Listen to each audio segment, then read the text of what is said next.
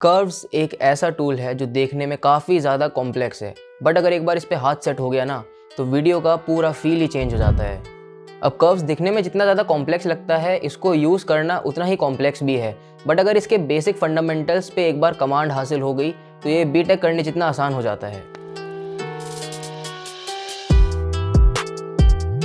तो normal exposure set करने के बाद उसके नीचे हमें मिलता है कर्व सेक्शन, जहां सबसे पहले हम ल्यूमिनोसिटी कर्व को समझते हैं। अब इसमें 5 बेसिक पॉइंट्स होते हैं: black, shadow, mid tones, highlight and white. इन्हीं 5 बेसिक पॉइंट्स को टॉगल करके हम लोग कोई भी कॉन्ट्रास्ट और एक्सपोजर लेवल अचीव कर सकते हैं। तो सबसे पहले आता है ब्लैक्स। फोटो का वो पार्ट जिसमें बिल्कुल ही लाइट नहीं है, बिना कोई डिटेल्स के, वो ब्लैक के अंदर आता है। उसके बाद आता है shadows, the darkest section of the image, जहाँ बहुत ही मिनिमल सी लाइट रहेगी और थोड़ी डिटेल्स भी रहेंगी, बिल्कुल ब्लैक नहीं होगा। उसके ऊपर आता है मिड टोन्स, वो सेक्शन इमेज का जहाँ पे एक प्रॉपर एक्सपोजर होगा विथ न्यूट्रल कलर्स और एक अच्छी खासी हमें शार्प डिटेल्स भी मिलेंगी। उसके बाद आता है हाईलाइट्स, इमेज का वो सेक्शन जहाँ सबसे ज़्यादा लाइट होगी, मतलब the brightest part of the image but with details, एकदम कंप्लीटली ब्लोन वाइट्स नहीं, क्योंकि वो उसके भी ऊपर आता है वाइट्स में। इमेज का वो पार्ट जहाँ एकदम ब्लोन आउट वाइट लाइट देखने को मिलेगी बिना किसी डिटेल्स के, वो वाइट्स होते हैं। तो ये हो गए लुमिनोसिटी कर्व्स। अब बारी आती है RGB कर्व्स की, जिसका यूज़ करके हम किसी भी तरह का डिजिटल कलर अचीव कर सकते हैं।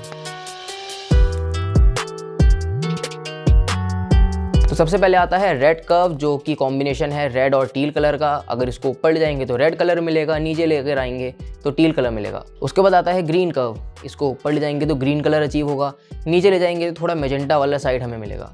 उसके बाद ब्लू कर्व, जिसको ऊपर ले जाएंगे तो सेम ब्लू मिलेगा और नीचे लेके आएंगे तो येलो की शेड मिलेगी। अब ये सब कर्व्स काफ़ी ज़्यादा सेंसिटिव होते हैं, बिल्कुल लड़कियों की तरह, मतलब एक छोटे से चेंज से काफ़ी ज़्यादा डिफरेंस आ जाता है। तो उसको काउंटर करने के लिए लाइटरूम ने हमें दिया है द पैरामेट्रिक कर्व्स, जहाँ से आप एक पर्टिकुलर रीजन को पकड़ के उसको कितना ही खींच सकते हो और बाकी के जितने भी सेक्शंस हैं वो सब अपनी जगह स्टेबल ही रहेंगे। तो ये तो हो गया थ्योरी। अब बारी आती है प्रैक्टिकल की। तो स्टार्ट करते हैं हम लुमिनोसिटी कर्व से। तो यहाँ पे जो वाइट वाला सेक्शन है उसको मैं थोड़ा नीचे लेके आऊँगा ताकि हमारे जो harsh blown out white light है उसमें एक सॉफ्ट लुक मिल सके, और ब्लैक वाले सेक्शन को मैं थोड़ा सा ऊपर लेके जाऊँगा to give it a matte look. और इसको हमें एक काफ़ी कंट्रोल्ड वे में करना है, क्योंकि अगर ज़्यादा हुआ तो वो मैट नहीं मिट्टी बन जाएगा। उसके बाद बारी आती है शैडोज़ की। तो शैडोज़ को मैं थोड़ा सा ड्रॉप करूँगा to create that moody and dramatic feel, और इसको काउंटर करने के लिए मैं हाइलाइट्स को थोड़ा सा इंक्रीज करूंगा ताकि जो कलर कॉन्ट्रास्ट लेवल है वो मेंटेन हो सके। अब ये सब करने के बाद हमारे जो मिड टोन्स हैं उस पर भी थोड़ा बहुत इफेक्ट आ रहा है, तो उस चीज़ को टैकल करने के लिए हम लोग मिड टोन्स पे भी एक पॉइंट क्रिएट करेंगे और उस पॉइंट को उठा के हम लोग सेंटर में ले जाएंगे ताकि जो भी हमारा चेंज आया है हाईलाइट्स और शैडोज़ की वजह से वो सब वापस से नॉर्मल हो जाए। और अब एक ये पूरा प्रॉपर एस कर्व बन चुका है, which is the thumb rule to achieve great contrast in your photos. तो एक्सपोजर सेट करने के बाद बारी आती है कलर्स की। तो सपोज़ अगर मुझे अपनी शैडोज़ में थोड़ा सा ब्लू कलर चाहिए तो मैं ब्लू कर्व्स में जाऊंगा और वहाँ पे मिड टोन्स और हाइलाइट्स में 2 पॉइंट क्रिएट करूंगा, और उसके बाद शैडोज़ को थोड़ा सा ड्रॉप कर दूंगा और ब्लैक्स को थोड़ा सा ऊपर कर दूंगा। अब ये मिड टोन्स और हाइलाइट्स पे मैंने पॉइंट इसलिए क्रिएट करे हैं क्योंकि अगर जब मैं शैडोज़ पे ब्लू कलर लेके आऊँगा तो वो ब्लू कलर सिर्फ हमारी शैडोज़ पे ही रहना चाहिए, मिड टोन्स और हाइलाइट्स उससे इफेक्ट ना हो, उसको ये पॉइंट्स रोकेंगे।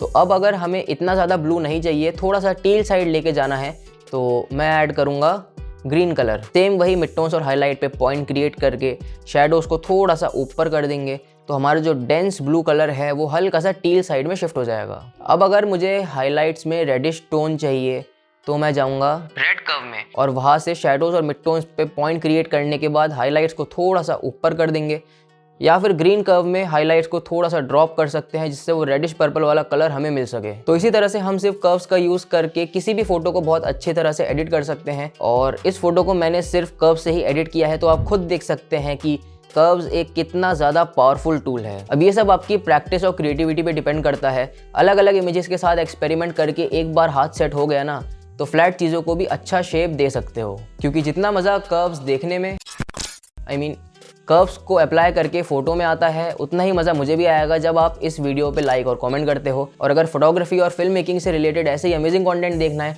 तो चैनल को सब्सक्राइब करना मत भूलना, plus don't forget to press the bell notification on, and I will see you in the next one. Bye bye.